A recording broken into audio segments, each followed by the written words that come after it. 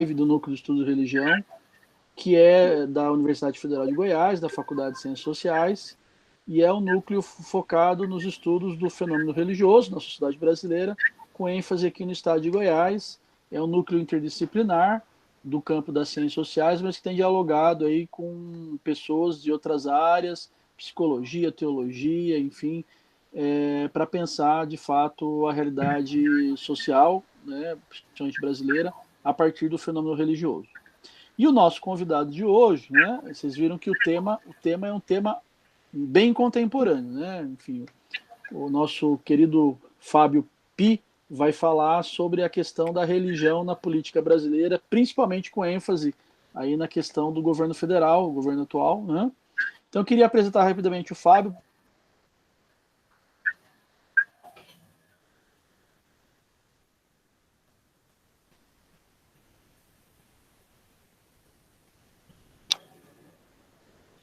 Parou o som dele, né?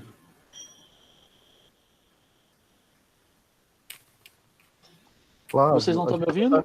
Isso, agora estamos. Eu parei, Agora eu consegui apresentar o NER, pelo menos? Sim. Não escutei nada. Não escutou nada sobre o NER? Não, né, escutei. Eu escutei quando começou a falar de mim. Eu sei, gente, que é isso? Que é complô? Então, vou voltar aqui. Na verdade, a gente cortou você porque a gente estava falando mal. Eu sabia disso já. Bem, mas eu vou apresentar rapidamente o Fábio, na verdade, porque ele já é bem conhecido, mas só para por protocolo aqui, né, da nossa agenda, vou tentar gastar pouco tempo. Eu acho que é importante, enfim, falar um pouco, né, do professor Fábio Pi, né, professor permanente do programa de pós-graduação em Políticas Sociais da Universidade Estadual do Norte Fluminense, pós-doutor, né, no mesmo programa, tem vários pós-doutorados, na verdade, é doutor em teologia pela PUC do Rio, fez estágio sanduíche lá na França, na Escola de Altos Estudos em Ciências Sociais, com Louvi, né, Fábio? Não foi com o Michel Louvi? Com o Louvi. Isso mesmo. Foi sim. Isso. Editor da revista Agenda Social, tem pesquisas no campo aí da religião, né, expressões religiosas no Brasil, participa de vários grupos de pesquisa, entre eles o Centro de Estudos Políticos, Religião e Sociedade, não é? Membro também do Núcleo de Estudos do Protestantismo em Teologias, né, e do Religião e Mística, membro da BHR, da AMPU, não é? Assessor da Comissão Pastoral da Terra, da CPT, né, e também assessor lá na LERJ, né, na Assembleia Legislativa do Estado do Rio de Janeiro, no Observatório da Laicidade do Estado do Rio. Né?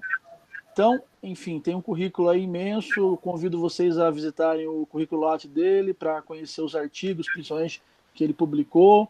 Tem um artigo recente aí que tem a ver com o tema que nós convidamos ele para a live de hoje, que está circulando muito, viu, Fábio? Eu recebi, por exemplo, esse texto de várias fontes, é bem legal, e ajuda muito a entender a atual realidade que nós estamos enfrentando hoje no Brasil, principalmente com relação ao tema da religião, e é um dos motivos que a gente, né, topou, né, enfim, pensou em convidá-lo para abrir, né, essas lives do NER, é a primeira, que a gente espera dar sequência aí. Na verdade, eu queria que não desse sequência, porque, né, eu espero que acabe logo a quarentena, mas enquanto tiver quarentena, nós estaremos confinados e daí, né, realizando atividades, né, à distância. Então, Fábio, muito obrigado mais uma vez. A palavra está com você. Quero agradecer ao professor Flávio o convite, o carinho todo do Núcleo de Estudos de Religião da Federal de Goiás. É um prazer estar aqui nessa via, né, por esse canal, por essa forma. E também dizer da felicidade de poder tratar do tema sobre religião, né? Sobre religião, política, de alguma forma. Em algum tempo eu já venho trabalhando e discutindo essas relações de uma forma mais direta. Bom, eu fiz uma opção, como eu tenho um tempo pouco curto, eu estou fazendo uma opção de não pensar o Brasil, desde a formação do Brasil colônica, Brasil império, Brasil... Mas eu estou fazendo um recorte especificamente na questão de 2000 para cá, né? Então, para pensar no governo atual, eu acho que a gente tem que pensar desde a formação de alguns elementos que aconteceram no Brasil contemporâneo, né? E para isso, assim, para pensar essa formação, pensar o governo Bolsonaro e a sua apropriação de religião, dos estudos de religião, ou então da sua apropriação do cristianismo especificamente, eu acho que a gente tem que começar a pensar a partir da formação de uma bancada parlamentar, frente parlamentar evangélica. Então, para começar a falar disso, quer dizer, eu vou falar sobre o Brasil, a política no governo Bolsonaro, a religião política do governo Bolsonaro, e eu vou começar a falar a partir da bancada evangélica por termos muito claros e específicos, por conta da influência de certos setores religiosos nessa bancada, né? Então, para falar de governo Bolsonaro, de alguma forma eu tenho que me remeter a essa estrutura que vem sendo tensionada, que vem construindo uma série de políticas, uma série de tensões políticas no Brasil atual, né? Então, eu só posso pensar o governo Bolsonaro se eu começo a imaginar a formação dessa frente parlamentar evangélica. Mas, mesmo assim, eu queria também, antes de começar a falar sobre ela um pouco mais, eu queria assim, dizer que o meu traçado aqui, a minha apresentação, a minha fala, ela vai ser dividida mais ou menos em 6 partes. Assim. Eu não estou seguindo muito o esquema da tradição batista que me formou, quer dizer, fazer tudo em 3, pregação, mensagem em 3. Na verdade, eu aumentei um pouco mais os pontos nesse momento, mas por termos, assim, em termos mais de detalhar o fenômeno, né? Então, o primeiro momento assim, que eu vou me deter vai ser esse elemento da apresentação, falar sobre a frente parlamentar evangélica. O segundo momento, aí eu quero pensar basicamente 2 atores, no segundo momento, 2 atores evangélicos, que são atores centrais, eu diria, quando eu vou pensar no evento do golpe da Dilma Rousseff, sobre a Dilma Rousseff, o impeachment, né?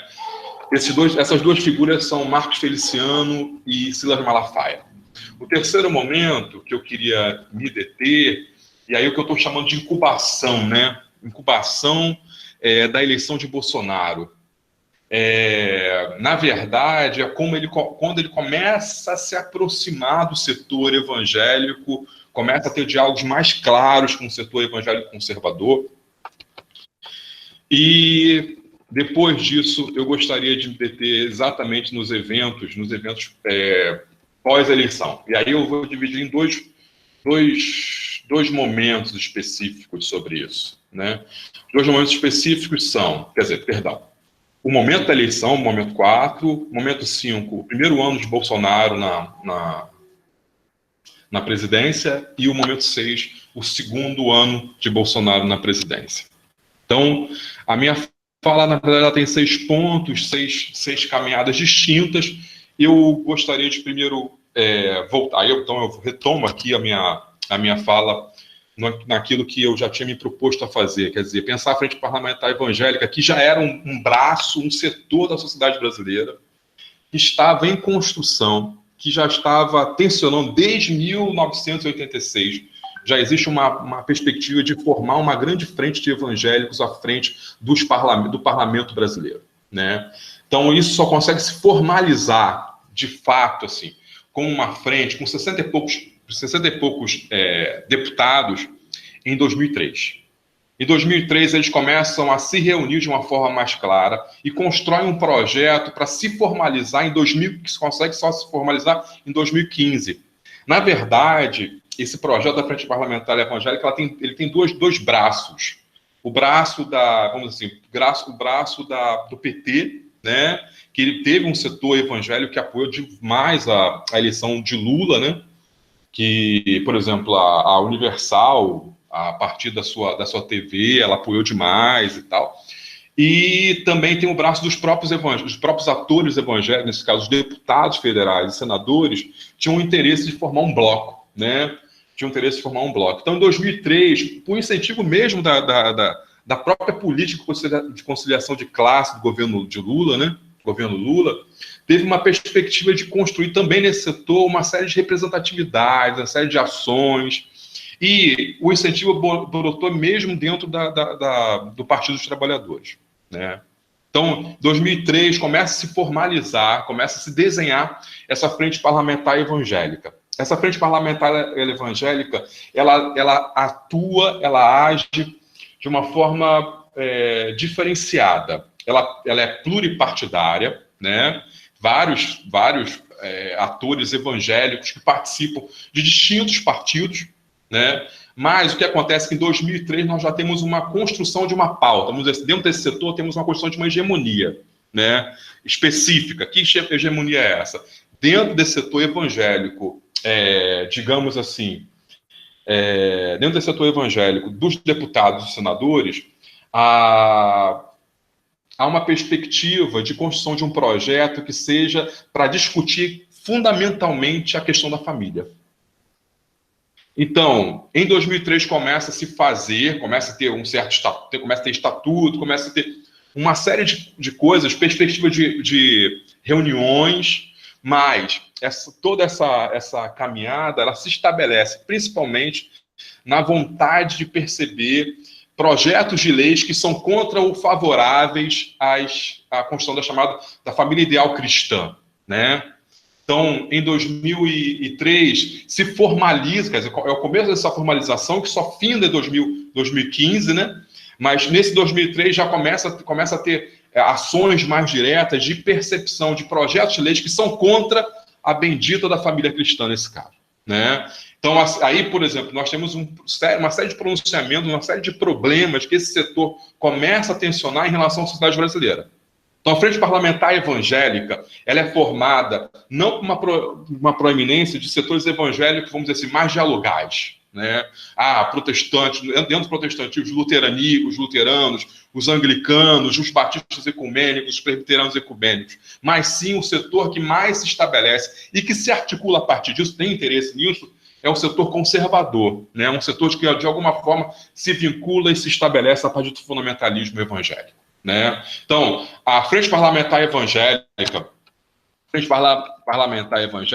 ela tem o interesse, aí eu estou pegando já o documento dela, né? Ela tem o interesse de influenciar mudanças efetivas, aplicando sua atuação para além das igrejas, estendendo para o conjunto da sociedade. E ele vai fazer isso a partir de uma plataforma. Que plataforma é essa? E aí está escrito no documento deles. Contra o casamento homossexual, não porque a Bíblia está condenando, mas porque a Constituição reconhece a união estável entre homem e mulher como uma entidade familiar. Então, assim, esses são os documentos que a Frente Parlamentar Evangélica começa a produzir em 2003, e essa frente começa a tensionar o tempo todo o processo e a modulação do governo Lula e Dilma, quer dizer, especificamente do governo Lula, né? E aí nós temos figuras importantes, proeminentes, como, por exemplo, a figura do próprio Marcos Feliciano, né?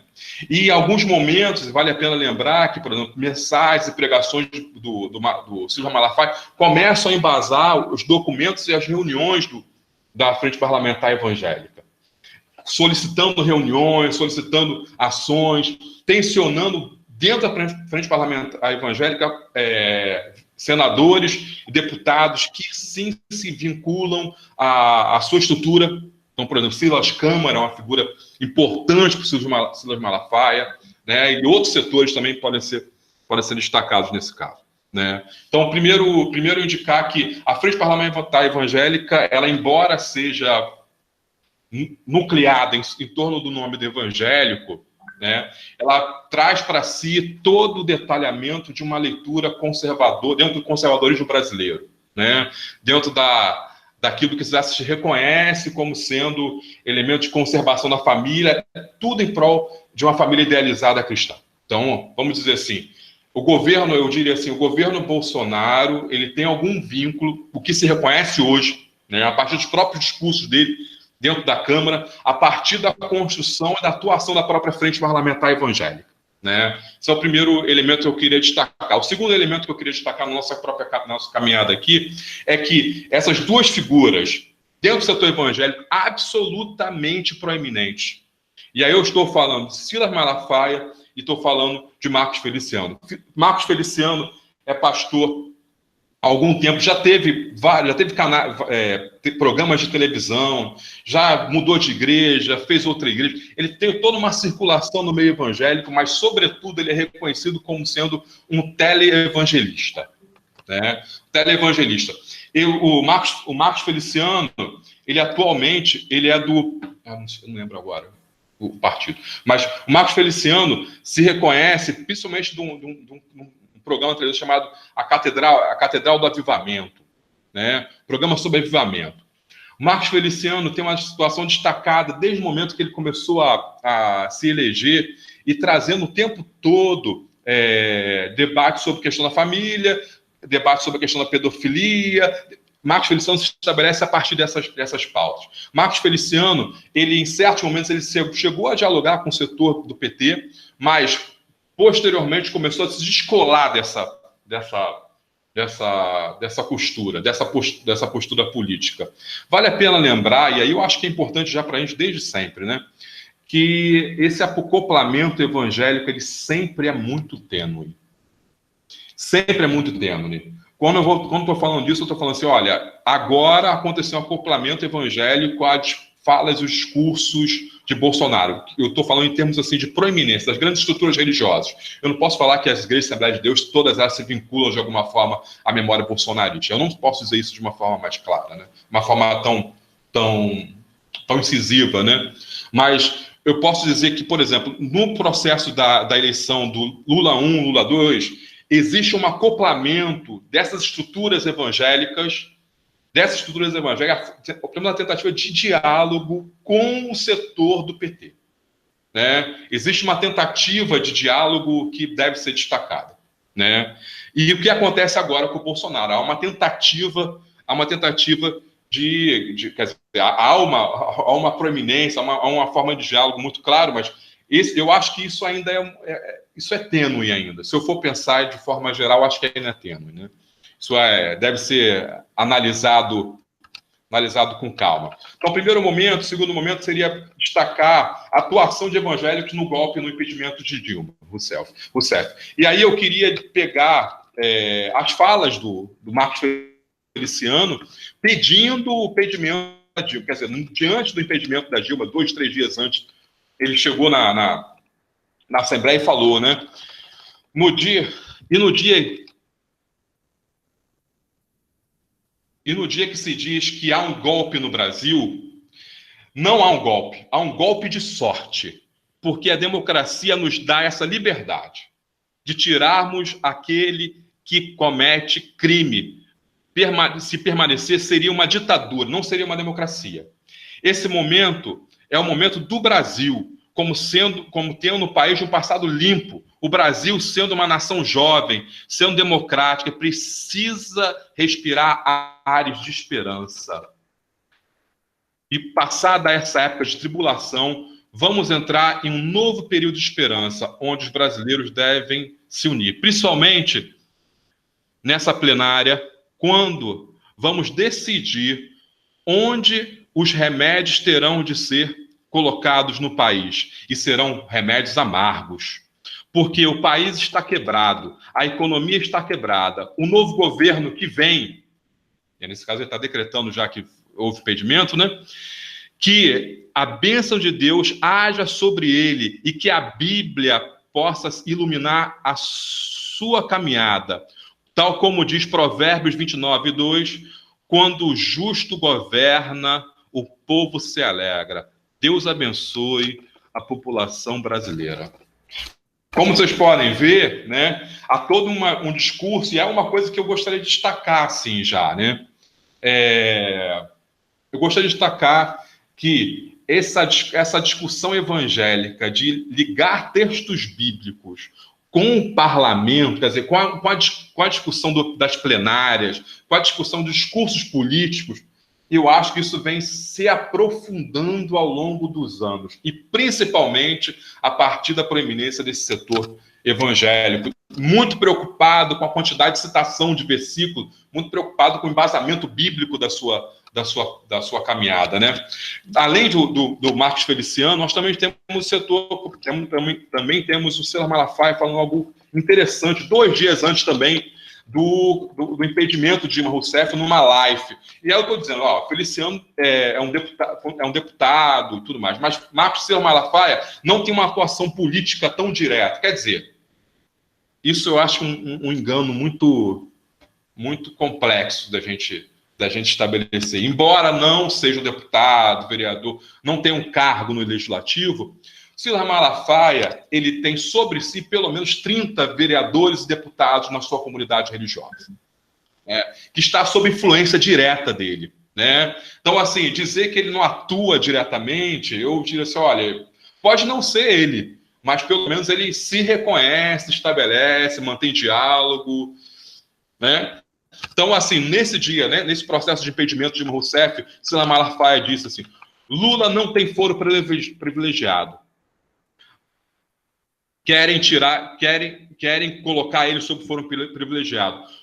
Lula, como ministro, não pode ficar ministro por 2 motivos, gente. Uma para proteger Lula, daí o foro privilegiado. A segunda é para dar poder para ele para implodir a Lava Jato. Não tem criança aqui.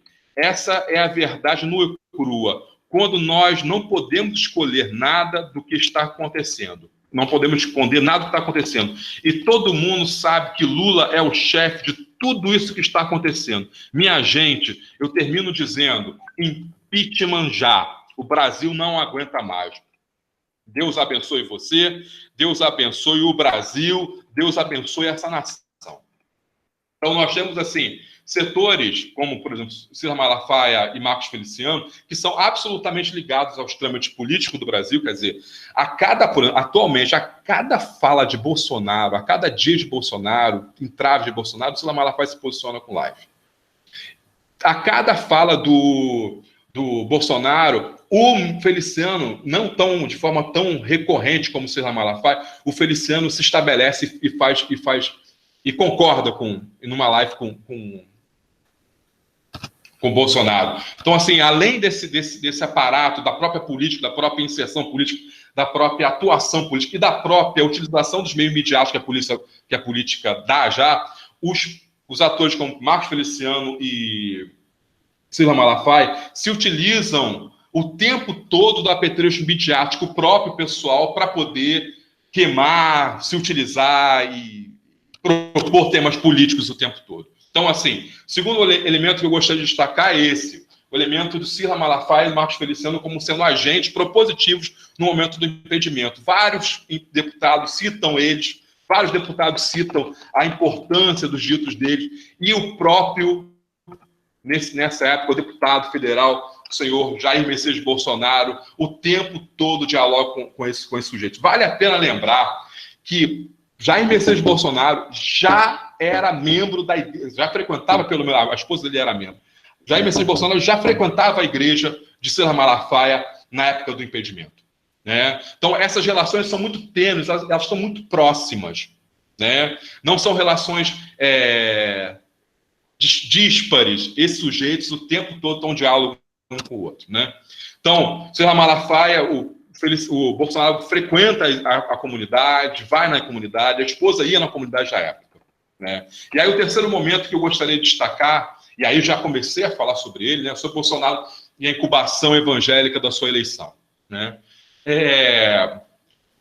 Ele começa a dizer, no processo eleitoral, ele começa a dizer, não, eu já comecei a imaginar a minha eleição há 4 anos atrás, comecei a perceber isso, a importância disso, como é importante o papel do pai, como é importante o papel da família, como é importante o papel da luta contra os gays, contra o pessoal dos quilombos. Ele vai fazendo uma série de miscelâneas para tentar dizer, mas tem algumas coisas que ficam meio que no discurso dele, né?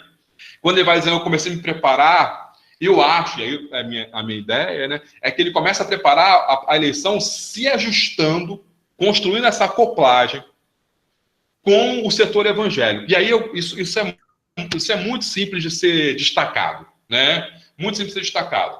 Por exemplo, eu vou citar aqui, eu já falei que ele frequentava a igreja de Ciro Malafaia, né? O tempo todo, ele ressalta isso em alguns vídeos, né? Isso se é noticiado à época. Uma coisa importante aqui que não é muito discutida e apontada para a gente na mídia ou nos trabalhos mais científicos, né? é que Silas Malafaia fez o casamento de Jair Bolsonaro e Michele Bolsonaro. Ele fez o casamento de Michele e de Bolsonaro, e no casamento ele falou justamente sobre isso. Ele falou sobre o princípio da família, sobre o princípio que Deus dá para eles, para a gente, né? Nesse caso. Então, assim, no casamento de Bolsonaro, Silas Malafaia falou exatamente o seguinte: o primeiro princípio é que Deus fez macho e fêmea. Toda a história da civilização humana está sustentada no homem, na mulher e na sua prole. Deus só criou duas instituições na Terra: a família e a igreja. A família é o homem, a mulher e sua prole, para a perpetuação da espécie, completude desse ser. O homem só se completa na mulher e a mulher só se completa no homem. O resto é blá, blá, blá. Nada mais, nada menos. Silas Malafaia, nesse caso, e aí eu acho que é importante se dizer, eu acho, e eu estou trabalhando nisso agora, meio que o Silas Malafaia é como se fosse um Olavo de Carvalho evangélico para o Bolsonaro.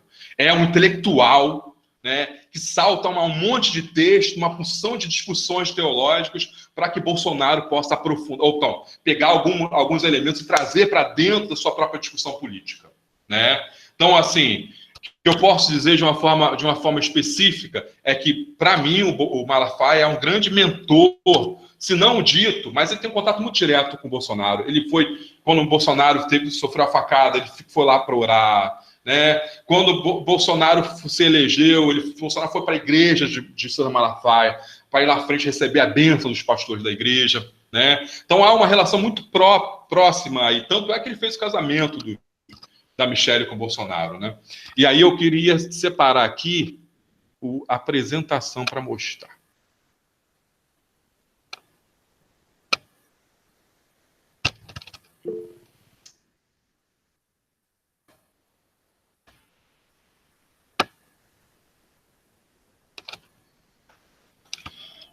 Estão vendo a apresentação ou só estão me vendo? Ainda não apareceu, não. Espera só um pouquinho. Tá, deixa eu ver aqui.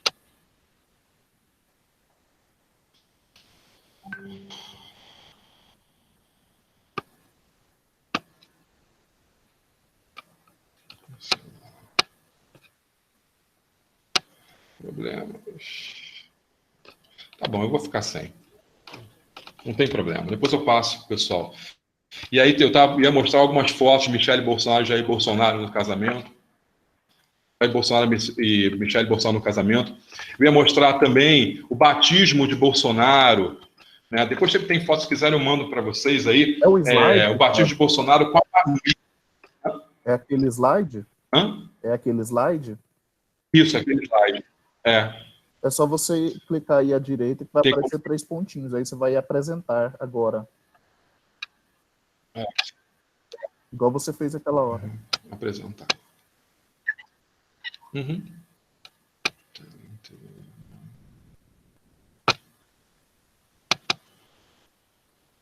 Não, eu vou seguir sem. E aí depois a gente vê. Tá bom? Tem muito material aqui. Jair Bolsonaro, ele se batiza junto com os filhos no Jordão em 2016. Ele se casa com Michele em 2013, com Silas Malafaia. Quem faz o batismo dele no Jordão é o pastor Everaldo, que até hoje está no governo Bolsonaro. Ele tem uma função de administração da parte política muito importante, né? Deixa eu ver aqui.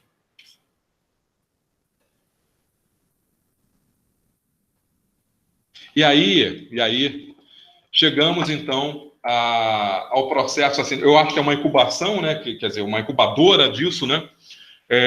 O que acontece? Ele foi se vinculando ao setor evangélico a partir do projeto de família que ele constrói com Michele, né? Ele vai se vinculando ao setor evangélico a partir da sua própria esposa, que é evangélica, que frequentava a igreja de Malafaia e que atualmente é da igreja Batista de Atitude na Barra da Tijuca, né? Então, assim, ele primeiro frequenta a igreja, depois ele se casa em 2013, depois ele se batiza em Israel. Ele se batiza em Israel. E assim ele vai se vinculando ao projeto evangélico. E aí nós entramos no panorama de 2018, né, no dito processo eleitoral. No processo eleitoral, aí eu acho que há um grande projeto, um grande maquinário de produção midiática pró-Bolsonaro. E aí essa produção midiática de Bolsonaro, desde vídeos, explorando vídeos, vinculando ele ao cristianismo, até memes. E aí memes, eu queria destacar que o meme, assim, existe uma perspectiva de um meme, ele é distribuído para pelo menos 35 pessoas. Quer dizer, uma pessoa recebe, ela consegue distribuir para pelo menos 35 ou 40 pessoas. Então há uma grande circulação desses memes, transformando e trazendo Bolsonaro a partir principalmente da figura aí eu acho interessante, né? A partir da facada, né? E aí eu vou ler aqui os memes só para ele sentado na maca, acabado, escrito assim: ele sangrou por nós. Dia 7, posso contar com a sua retribuição? Ele com a foto, né? Segundo meme, e aí falando sobre a personalidade, isso na época da eleição. Prefiro Pedro, que era impulsivo, falava umas besteiras, andava armado com uma arma, do que Judas, que no seu discurso mentiroso de ajudar os pobres, mas que era, sobretudo, ladrão. São dois memes que circulam no Brasil de uma forma. E aí, assim, por exemplo, em outro meme, ele posando de terno com uma figura assim do Brasil, quer dizer, da bandeira do Brasil, escrito assim: pela moral, bons costumes e valores cristãos, um homem está preparado para liderar a nação. Eu apoio Bolsonaro. Então, assim, há uma grande proposta, há uma grande postura de transformar Bolsonaro, e aí em vários momentos ele vai citando textos bíblicos. Quer dizer, desculpem dizer que ele só cita um texto bíblico ao longo de toda a caminhada dele. Ele não é acostumado com a linguagem do evangelho. Ele frequenta os templos e tudo mais, mas ele não é acostumado com o trâmite bíblico, de abrir a Bíblia, como o pessoal da Assembleia de Deus faz, como o pessoal... Ele não é acostumado. Então ele vai seguir, citar sempre um texto bíblico. João 3,16, conheceis a verdade vos libertará. Ele se firma a partir desse versículo para poder, a partir desse versículo, fazer uma ponte com esse setor evangélico. Ele faz uma ponte com o setor evangélico e essa ponte se estabelece a esse versículo, que é um versículo muito importante, vamos dizer assim, para a construção das igrejas evangélicas no Brasil. Quer dizer, o setor que tem a maior quantidade de evangélicos no Brasil, quer dizer, o setor desde o protestante histórico até os protestantes, até os pentecostais. É um versículo chave, que é um versículo que inclusive está em grande parte das igrejas, escrito: conheceis a verdade vos libertará. Por exemplo, a minha própria igreja, quando eu era adolescente, tinha esse versículo na frente dela. É um versículo que é símbolo, assim, desse setor evangélico no Brasil. Então, assim, ele se constrói uma máquina midiática, e aí a partir então, dessa máquina midiática, e a partir também da facada que ele sofre, né, que ele possa, a partir disso, como uma ideia de servo sofredor, como Jesus também era, né, como os cristãos também são sofredores, vêm aqui para defender a nação, vêm para defender os seus e tudo mais, ele consegue se eleger. E aí eu começo a perceber que, além de promover ideias e propostas próximas ao cerceamento, próximas à implementação do neoliberalismo e ao cerceamento a partir disso, né, é que a partir do nosso próprio professor, Flávio, que eu vou dizer que há uma postura fascista, ou neofascista para o Levi, né, que é justamente quando não tem mais aquela ideia de alguém como um grande líder, né, mas que não tem mais espaço para isso, mas ao mesmo tempo se tem toda uma série de políticas de implementação de um Estado cerceador. Um Estado cerceador contra os pobres, contra os diferentes, quer dizer, contra os heterodoxos, né? E aí, então, eu estou me aproveitando um pouco dessa terminologia do Michel Levi, estou utilizando também os trabalhos da Dorothea Zolli, né, que vai usar a terminologia primeiro cristofascismo no Brasil, e aí eu acredito que há uma construção de um governo cristofascista, que é o governo que usa o cristianismo e esse setor que baseou ele a partir da frente parlamentar evangélica. que se utiliza dessa linguagem, que o evangelho tem uma grande promoção no Brasil hoje, por exemplo, 30 e poucos por cento, quase 40% da população economicamente ativa do Brasil, ela é evangélica, segundo os dados de José Eustáquio Dias, um demógrafo, 35 a 40% do setor é evangélico, economicamente ativo. Ele se aproveita dessa linguagem para poder, então, utilizar e implementar a sua política, vamos dizer assim, ultraliberal, né? Ultraliberal de apoio aos bancos e contra os pobres, né? De apoio aos empresários e contra as políticas que vinham sendo implementadas de uma forma ou de outra, desde dos governos antigos do PT. Né? Então, cristofascismo, então, aí eu acho importante, vou tentar diminuir, que eu acho que eu já passei alguma coisa, né? Cristofascismo no Brasil, e aí eu estou dividindo em dois momentos, né? O momento do primeiro ano, quando ele começa a ter problemas, assim, em maio, ele começa a ter problemas com o filho, começa a aparecer esse elemento, ele começa a perder popularidade, Bolsonaro.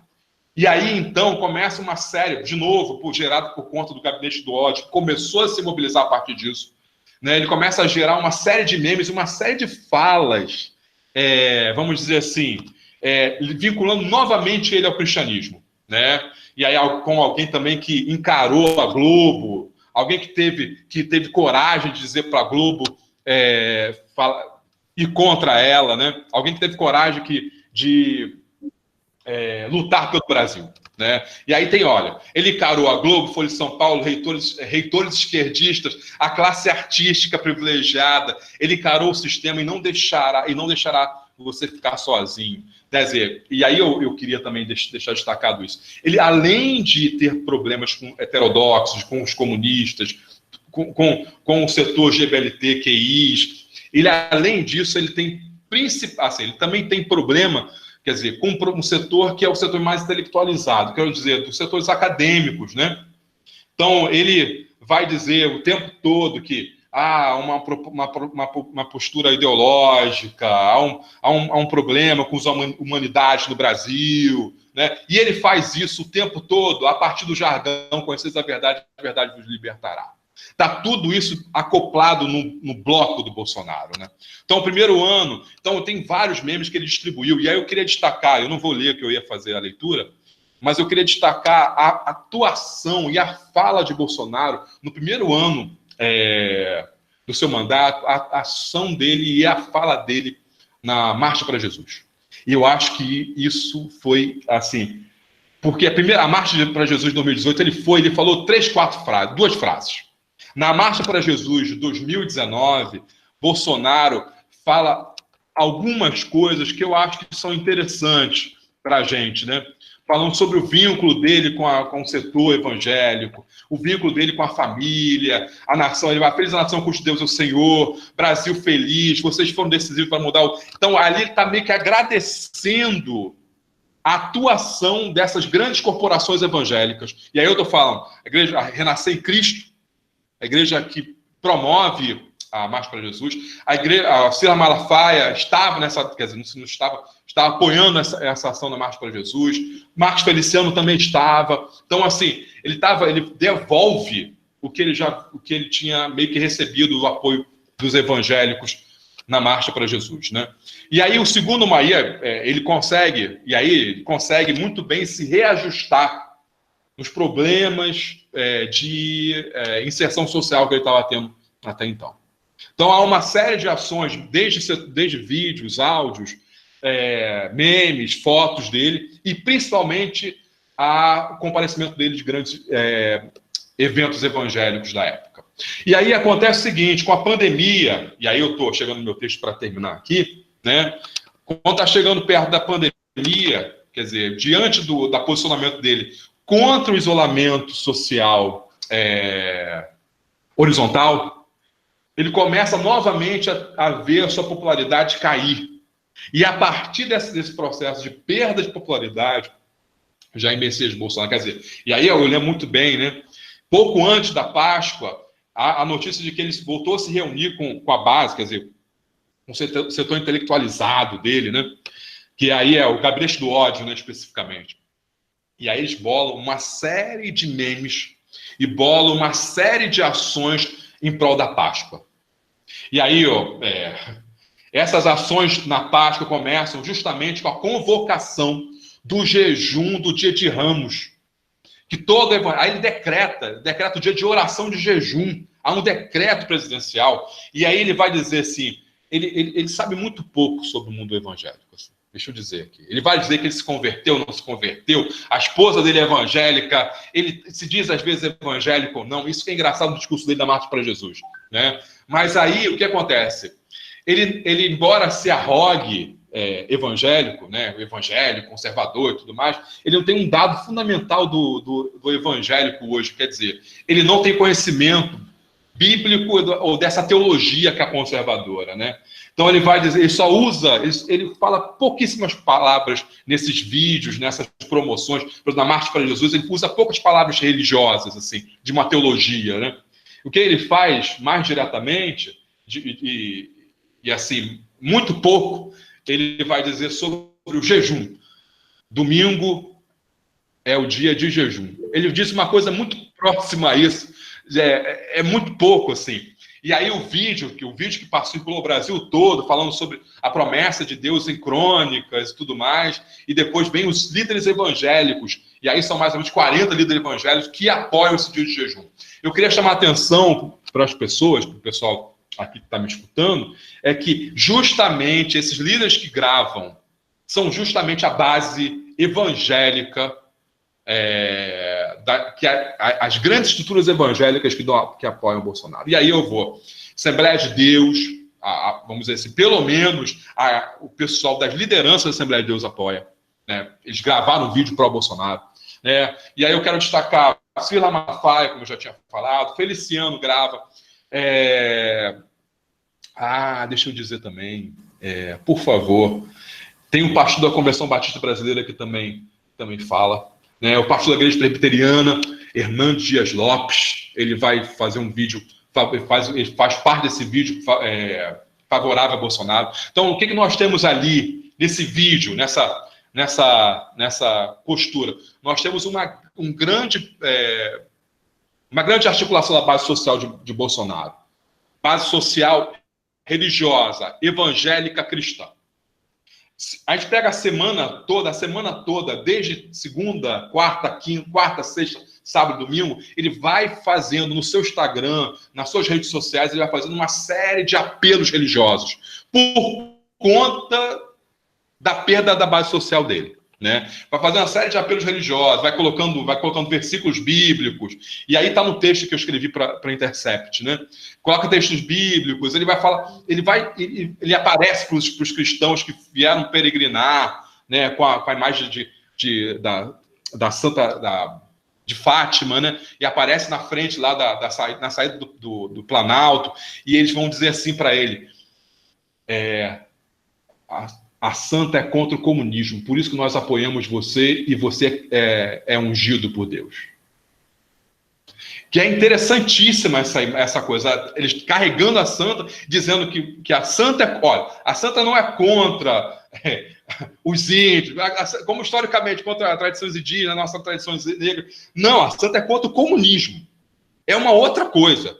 Não está versando na lógica da religião apenas. Está versando na lógica da organização social da sociedade brasileira. Né? Então, assim, eu achei muito interessante isso. E assim, isso vai construindo. No sábado ele coloca um versículo bíblico falando sobre Jesus, sobre a Páscoa. E aí no domingo, como aconteceu no Domingo de Ramos, que houve gravar no vídeo, né? Toda essa liderança, ele convocou toda essa liderança para participar de um evento via midiático, né? Via internet. E aí todos eles participam e falam. Essas lideranças, todas elas participam e falam. Esse evento ele é levado pela esposa do Silvio Santos, Iris, né? Ela que faz a apresentação desse evento. E todos eles falam, Malafaia fala, todo mundo fala. E no final o Bolsonaro fala. E aí eu queria terminar essa minha caminhada com vocês, lendo parte desse discurso dele, né? Sai da quase morte. Ele está falando sobre a facada, né? O que ele faz? Ele não retoma elementos do primeiro ano do mandato, ele retoma elementos da morte dele, né? Sai da quase morte. A responsabilidade sobre ele é muito grande. Isso ele está falando no dia da Páscoa, né? Isso que é importante dizer, porque o que é um símbolo do cristianismo, ele está falando sobre cruz, né? A responsabilidade é muito grande. A cruz é muito pesada, como milhares de pessoas do meu lado, que têm o coração verde e amarelo, e creem em Deus, acredito que podemos vencer obstáculos. A cruz, ela é muito pesada. Desde o começo, há 40 dias, temos problemas gravíssimos. E aí ele vai usar a tese dele, né? O vírus e o desemprego. 40 dias começando para ir embora o vírus, mas que está batendo forte na questão do desemprego. Mas devemos bater forte nessas duas coisas. Obviamente, lutamos sempre acreditamos em Deus, Deus acima de tudo, vamos vencer os obstáculos. Deus acima de tudo, o Brasil acima de tudo. Isso.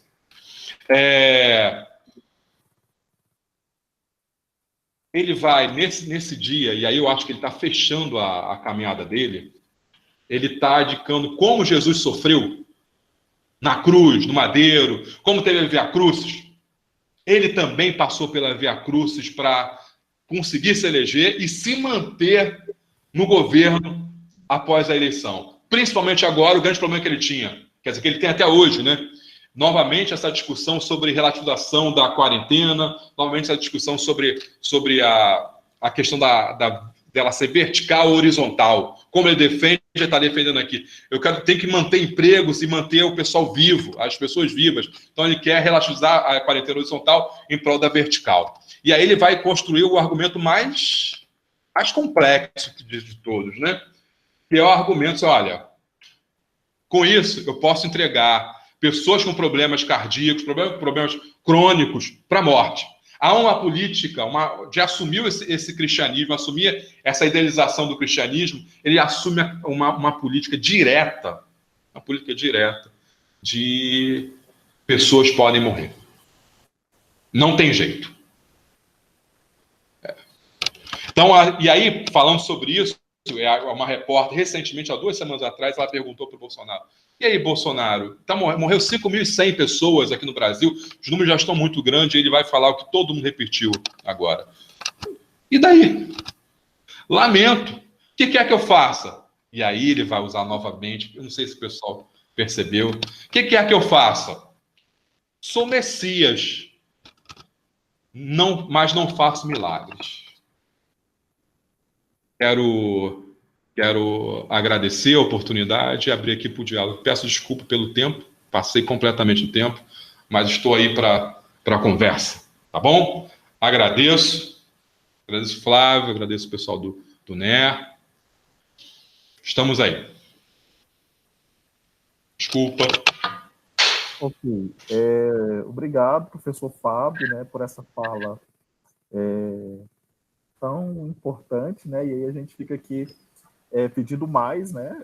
Porque foi muito interessante. Nós tivemos alguns problemas, né? Porque alguns participantes pediram autorização, estão tentando acessar a live, né? Bastante gente não está conseguindo. Inclusive os convites, né? O pedido para autorização não está chegando aqui para mim, não sei porquê, mas muita gente reclamando que gostaria de acessar e não está conseguindo. De qualquer forma, a gente está gravando, né, essa exposição. Eu imagino que depois a gente possa usar em um outro momento. A gente vai abrir, então, para as perguntas, né? Aqueles que quiserem participar do debate, a gente vai ter aí mais 15 minutos, né, para perguntas. Então, quem quiser perguntar, falar alguma coisa, a gente gostaria que vocês se inscrevessem, né, aí no chat à direita, para que a gente consiga fazer isso de forma mais tranquila. Alguém?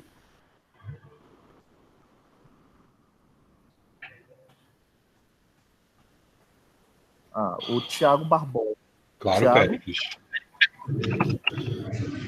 Thiago Barbosa, barra pesada.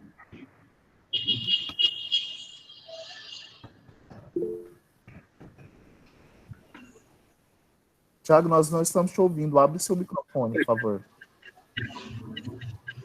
Abre, Thiago, por favor.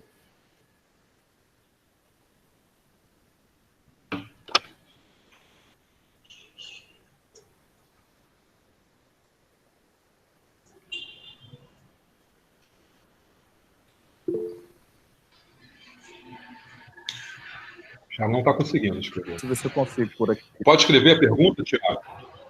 Pode ser?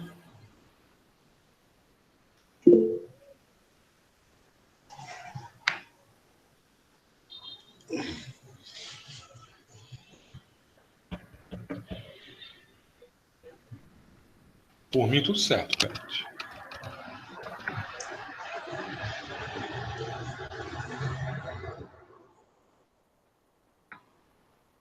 Thiago, escreve a sua pergunta e porque a gente não está conseguindo te ouvir. Enquanto você escreve, a gente vai pedir o Péricles, então, para fazer a pergunta dele. Péricles, pode abrir seu microfone e fazer a pergunta.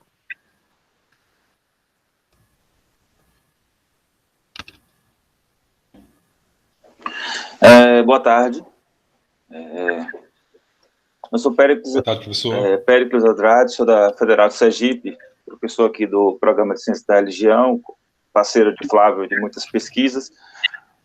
Bom, Flávio, parabéns pelo texto sobre cristologia bolsonarista. A gente usou esse texto numa live que eu fiz há quase um mês e meio atrás com Emerson Senna, inclusive o Flávio depois participou e tal.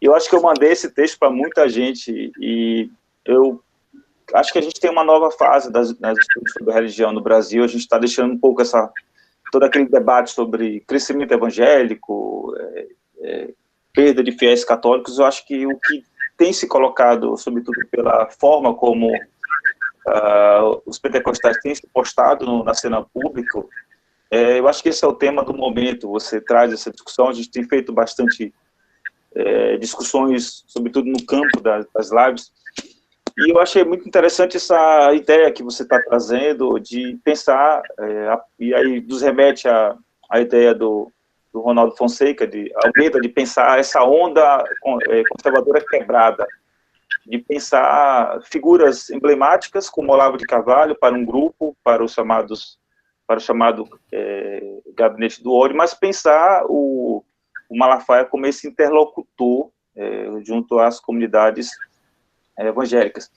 E aí, só para completar e devolver a palavra a você, a gente pensar essas igrejas evangélicas enquanto máquinas eleitorais. Isso é uma discussão que o Reginaldo Prandi tem trazido mais recentemente, porque nem sempre os fiéis seguem as lideranças evangélicas, mas as igrejas foram instrumentalizadas, sobretudo em 2018, isso ficou muito claro, com relação ao uso dos espaços, com relação à oferta de serviços, com relação à lavagem de dinheiro. Há um debate hoje no TSE de abuso do poder religioso e, sobretudo, a questão de como como as eleições de 2018 trouxeram uma nova presença pública das religiões no Brasil, que não é nenhuma novidade, porque parte da nossa laicidade se pauta desde nossas rupturas no século XIX, a partir de uma sacralização do religioso, uma sacralização do Estado. Então, é para abrir o debate, para a gente continuar nosso diálogo, e parabéns à iniciativa do NER, da Federal de Goiânia. Um grande abraço. Agradeço. Então, Pérez, eu posso responder? O que você sugere, Wellington? Tem uma pergunta do Thiago, eu poderia fazer ela, do Thiago e do Francisco, e aí você responde, pode ser? Porque aí responde as três de uma vez? Ou você prefere? Claro. Pode, né? O Thiago Barbosa diz assim, de que modo Malafaia e o próprio Bolsonaro se associam à imagem de sacerdote do Pierre Bourdieu? Penso em economia de trocas simbólicas. Essa é a pergunta do Thiago. A outra é do Francisco de Freitas. Ele diz assim, uma discussão importante é a da influência desse grupo que, por pensar um modelo de família, interfere diretamente nos assuntos educacionais, tendo como reflexo, por exemplo, perseguição e inserção de discussão de gênero em sala de aula. Como se desenvolve atualmente tais conflitos para pensar a influência destes na educação? É o Francisco de Freitas a pergunta. Beleza. Bom, eu vou, assim, Tiago, prazer revê-lo, Tiago. Tiago foi meu aluno de seminário há muito tempo atrás. Eu acho que o César Malafaia, assim, segundo o Bourdieu, ele está no centro religioso, né? Eu destaquei César Malafaia, olha só, eu queria destacar, de dizer assim, que Malafaia eu estou destacando como sujeito porque eu vejo muito pouco sendo dito sobre ele. E não se coloca ele em pauta. Eu acho que ele, em relação ao Macedo, eu acho que ambos têm uma atuação muito forte no governo Bolsonaro, né? Mas, eu diria assim, ele tirou o bigode nos últimos anos para poder circular no público mais jovem, né? Ele vai ser dito isso. Então, eu acho que o César Malafaia ele tem mais uma ação muito mais proposital diante do público jovem.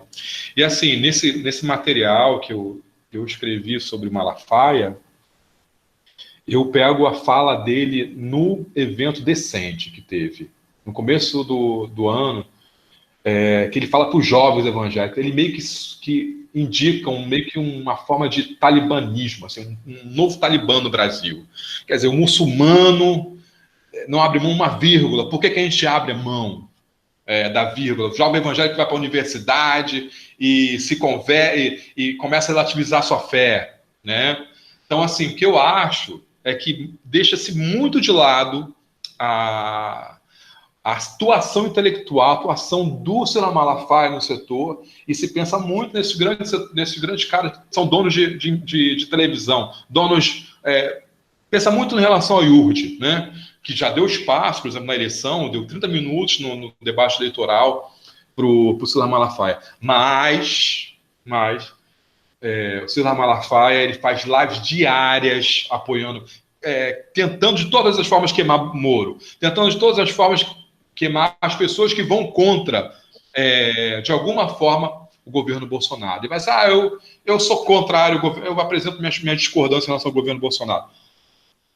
Mas essas discordâncias, elas são sazonais, elas são muito periféricas. O centro do argumento do Bolsonaro, inclusive, ele baseia em termos bíblicos. Isso que eu queria destacar.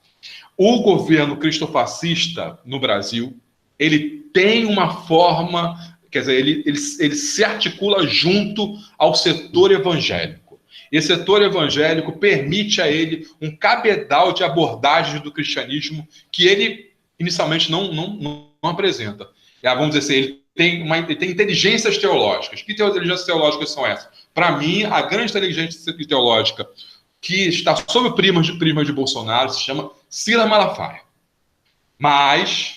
eu não posso dizer também que não há no setor tradicional essa inteligência. Vale a pena lembrar que Michele Bolsonaro frequenta a tradição que o próprio Tiago se vincula, né? Eu já me vinculei, que é a tradição batista, né? Ele frequenta algumas vezes a Igreja Batista do Zé Valandro, que é uma igreja poderosíssima, de pelo menos 6 mil membros na Barra da Tijuca, no Rio de Janeiro. É uma igreja de classe média alta, né? Então, assim...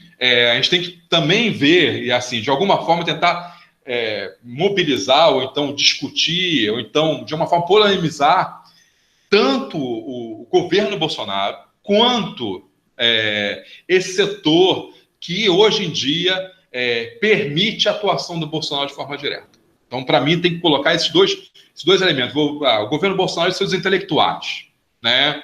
Não vou dizer, assim, igual muita gente reagir ao meu texto, né, sobre cristofascismo em cristofascismo de Páscoa e tal. Intelectuais, são intelectuais sim, né? Tem uma capacidade de argumentação, uma capacidade de gesticulação, uma capacidade de mobilizar setor e coesão social impressionante. Malafaia, Edir Macedo, Zé Valano, são setores importantíssimos que a gente não pode desprezar. O Bolsonaro não entra... nesse sentido, sim, ele consegue mobilizar o setor. Então, eu não estou aqui para desprezar isso. Então, primeiro elemento que eu queria dizer é isso. Segundo elemento, professor Péricles, prazer rever o senhor. Eu tenho uma coisa aqui. Eu acho que isso houve um teste, e aí eu estou dessa possibilidade. Como que o Bolsonaro conseguiu se eleger? Eu acredito que tem um elemento aí que é muito desprezado por nós. Esse elemento do maquinário eleitoral das grandes estruturas evangélicas. Mas eu não gosto de usar o termo porque eu não acho que uma igreja seja apenas um maquinário. Tá? Então, assim, eu acho que tem mais coisa aí nesse negócio que remete à sensibilidade religiosa, né? Remete a outras coisas que não são só esses termos assim do pragmático, né? Mas eu concordo com isso. Mas tem uma coisa que eles vinham tentando, quer dizer, o setor conservador vinha tentando fazer de algum tempo, que quer dizer, emplacar mais vitórias em grandes cargos. E isso foi sendo testado ao longo do tempo. Olha, eu acho que a eleição de Crivella é um grande treinamento no Rio de Janeiro para a eleição de Bolsonaro, né? Há um grande laboratório que foi feito. Esse laboratório funcionou de que forma? A Igreja Universal, essas grandes estruturas, elas foram há muito tempo antes as periferias que os setores mais progressistas, dito progressistas da sociedade brasileira. Né? Aí eu estou me referindo à derrota do Freixo, né, nesse processo. Quando o pessoal da política de esquerda foi para a região de Santa Cruz, periferias do Rio de Janeiro, né? A Igreja Universal estava lá há 10 anos. E o pessoal falou, o pessoal da política, gente, vocês chegaram aqui agora, a Igreja Universal está aqui fazendo trabalho há muito tempo. E a Igreja Universal, em massa, votou em Crivella. O que acontece, e eu acho que isso foi um diferencial, como que surgiram sujeitos, por exemplo, Witzel, Santa Catarina, a eleição do Bolsonaro para a presidência, esse sujeito no governador, que eu acho é que o maquinário aprendeu a atuar. O que eu quero dizer com isso?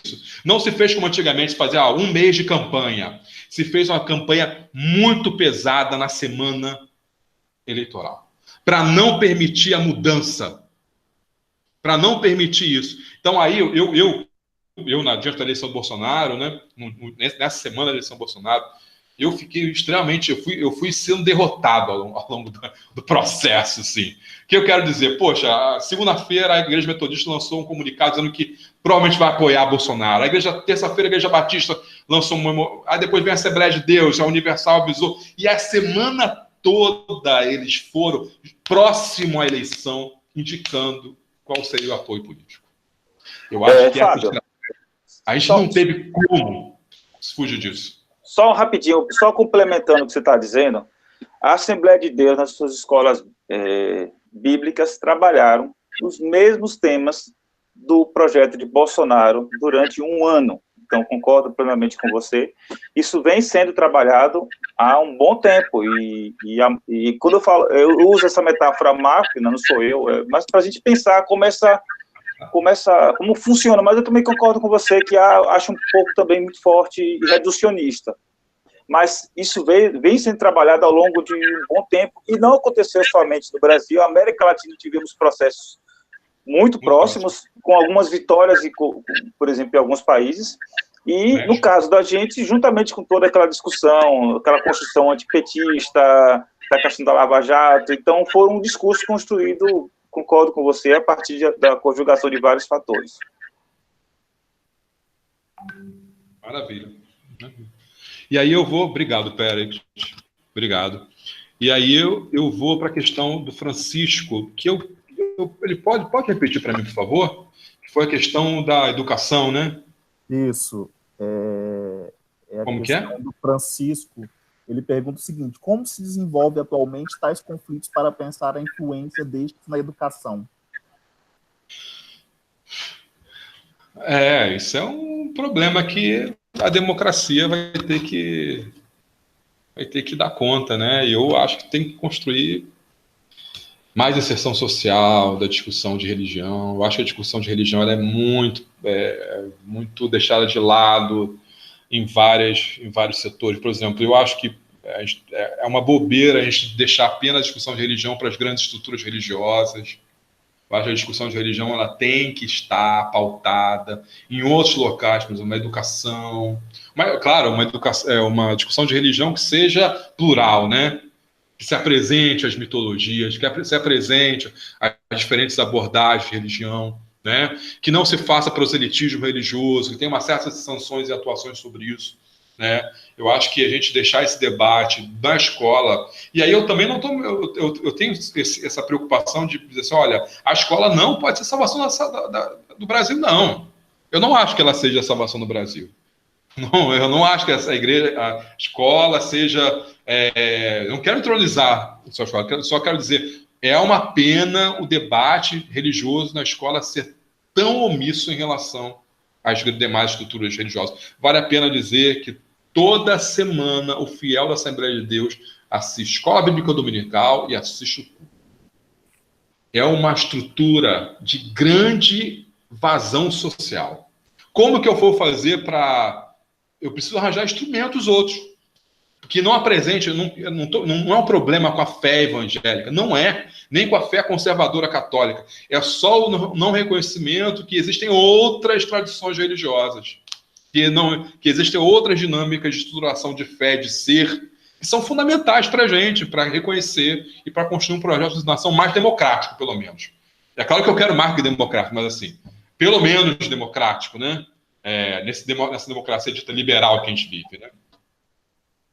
Não sei se eu respondi, né? Mas... tem uma outra pergunta aqui, né? Claro. Do Jonatas.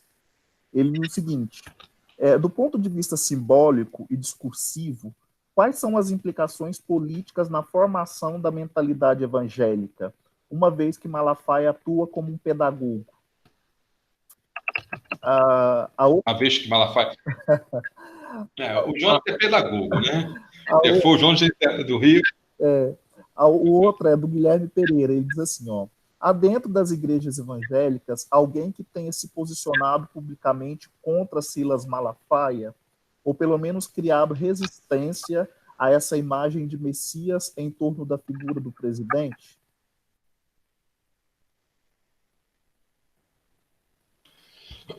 Então, olha, temos assim, existe uma redução sobre o setor evangélico, né?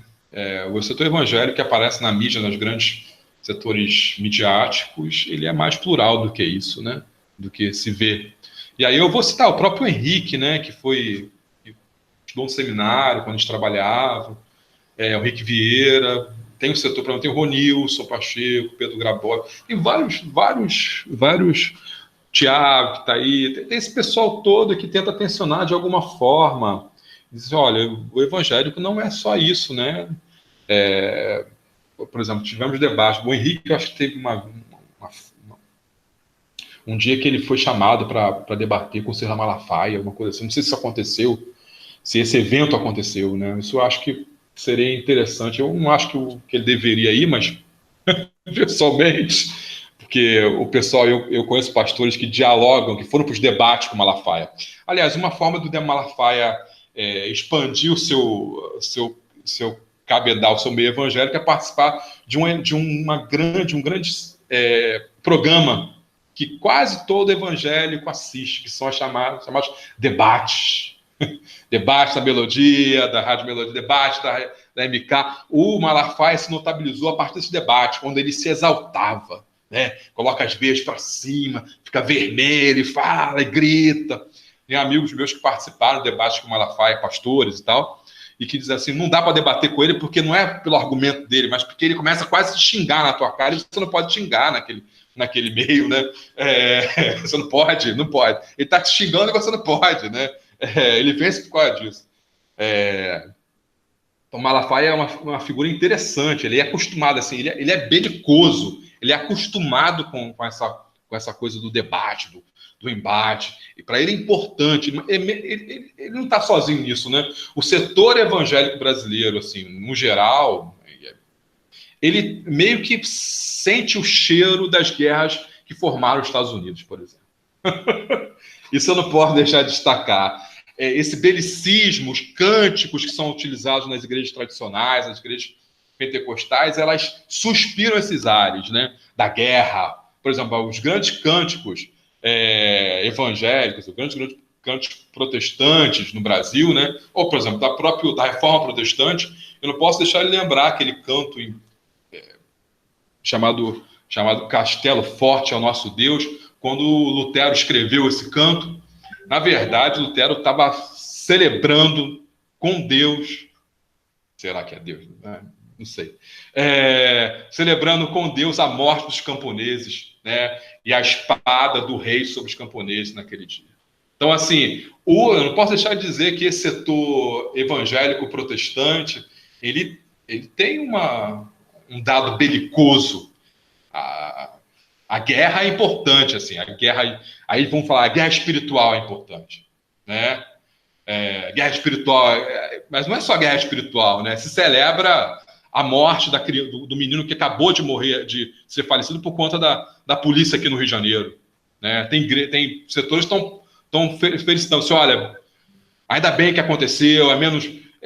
setores evangélicos que fazem isso, setores católicos conservadores que falam isso. Não era uma criança apenas, era um traficante.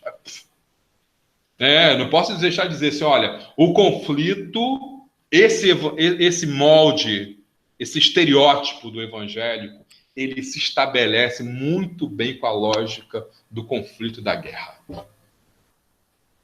A guerra espiritual é importante para ele. Isso é um problema, assim, né? Isso é um problema. A gente vai ter que lidar. O problema que a gente vai ter que lidar é que, por conta disso também, o apoio dele, certo apoio dele à política atual, né?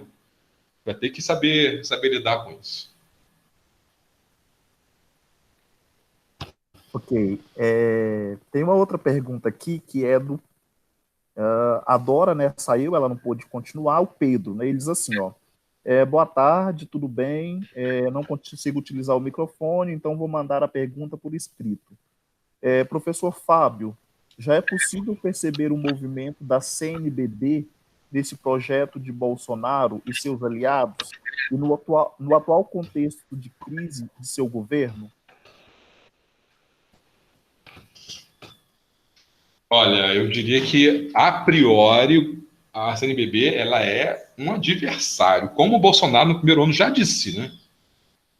E aí eu tô dizendo assim, olha, eu acho que a priori, assim, na primeira indicação eles são adversários, mas temos casos como, por exemplo, o padre Paulo Ricardo, que é um caso, né, de apoio, e inclusive eu acho que ele é um dos grandes intelectuais do governo atual, né? O Bolsonaro em alguns momentos cita o Paulo Ricardo, que às vezes virou, ele aparece com uma arma na mão, né, junto com o Olavo de Carvalho, né, o Olavo de Carvalho de batina, né.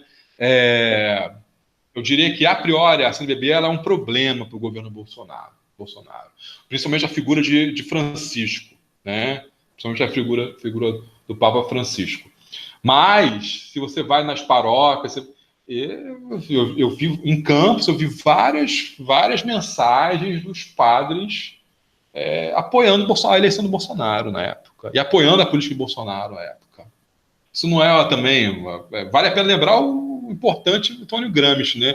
A Igreja Católica, ela é um braço. Quer dizer, o braço tem a mão, tem antebraço, tem cotovelo, tem tudo ali. São várias partes de um todo, né? Não tem apenas uma vertente. Mas eu diria que, a priori, a CNBB faz um trabalho maravilhoso, sim. Por exemplo, a própria manutenção de órgãos de acesso a conflitos de terra no Brasil, como a Comissão Pastoral da Terra, o apoio que segue dando à Comissão Pastoral da Terra, a manutenção dela. Em vários momentos, setores do governo colocaram ela em xeque, colocaram o CIMI em xeque. A própria manutenção já é um respiro, né? Se questiona se ela conseguiu aumentar a sua proporção à Comissão Pastoral da Terra, o CIMI conseguiu aumentar a sua atividade. Não, mas diante da política neoliberal cristofascista de Bolsonaro, ter ainda gente, para mim, é importante. Ter gente se articulando e fazer um trabalho pastoral relevante é fundamental. Ok. Obrigado, Marcelo. Tem uma outra pergunta aqui, eu acho que a gente já está quase finalizando, professor, até porque o seu tempo, né, e o pessoal tem outras atividades também. Desculpa. Deixa eu ver aqui. O Paulo Sérgio, né, parabeniza, né, pela discussão. O Marcelo, ele diz o seguinte: Fábio, gostaria que você falasse sobre o CONIC e a CNBB no processo eleitoral de 2018. Hein? Rapidinho. CONIC, CNBB? A CONIC e a CNBB no processo eleitoral de 2018. Não, a CONIC e a CNBB, elas tensionaram, assim, o CONIC, né? Conselho... Isso. Tensionar o tempo todo a atuação, o voto, a indicação de Bolsonaro, assim. Eu acho que existem notas do CONIC interessantíssimas que podem ser importantes para as comunidades de fé. Ela produz material interessante para a época da eleição de Bolsonaro. Depois também, vários posicionamentos do CONIC contrários à política e à abordagem religiosa dos setores que davam bom apoio a Bolsonaro, né? Eu acho que a atuação é importante, né? Importante, são setores que tensionam, mesmo sendo setores assim, de liderança e tudo mais, né? Diante do governo atual. Né? Obrigado, Marcelo. Professor Flávio? Está nos ouvindo? Sim, estou. Eu acho que a gente tem que ir para os agradecimentos finais, é isso, Wellington?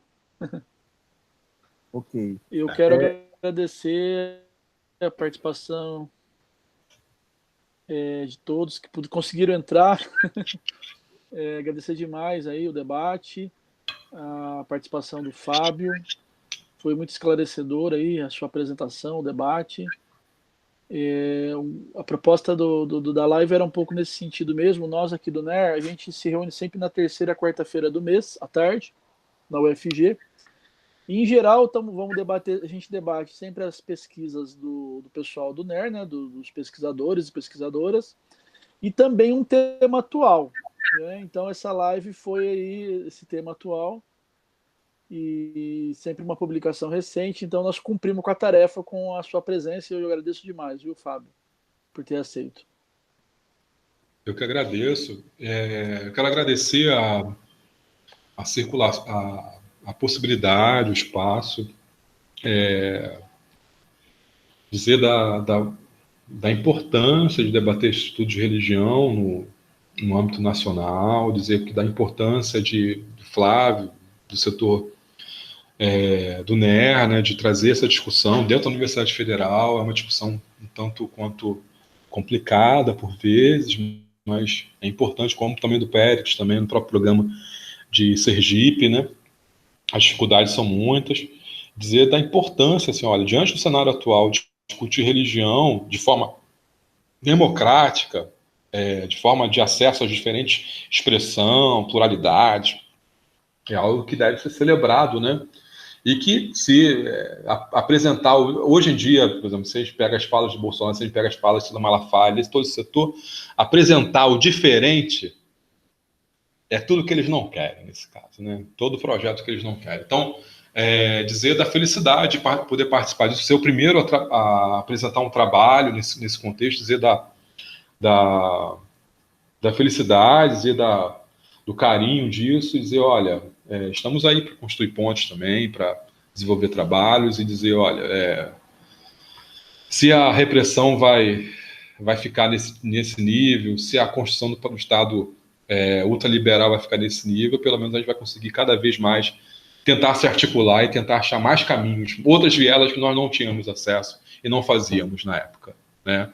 Então, a minha vontade, minha perspectiva é de, poxa, Flávio, Péricles, Thiago, Marcelo, Wellington, construir sempre formas de diálogo para poder aclarar o momento de hoje, né, e trazer mais questões, né, tentar achar outros caminhos, né, porque os caminhos que nós conhecemos, eles já estão todos eles invisibilizados, com problemas, né. Então, o encontro e traçar outros caminhos podem ajudar, acho que a gente. E essa ponte, essa possibilidade aqui desse meio internet, no meio da pandemia, é sim uma forma de nos juntar. Eu quero agradecer, dizer da felicidade de estar circulando entre vocês e estar junto de vocês também. Obrigado. Então, nós agradecemos, professor, pela sua disposição, né, por participar, né, dessa reunião aqui do NER. Agradecemos ao professor Flávio, né, pelo apoio, por ter feito o convite para você, aos demais participantes, né, que ainda estão conosco. Nós tivemos alguns problemas, né, como eu disse agora há pouco, e aí, assim, por ser a primeira live, eu imagino que, assim, isso é um processo meio normal, né, a gente espera que para as próximas, né, a gente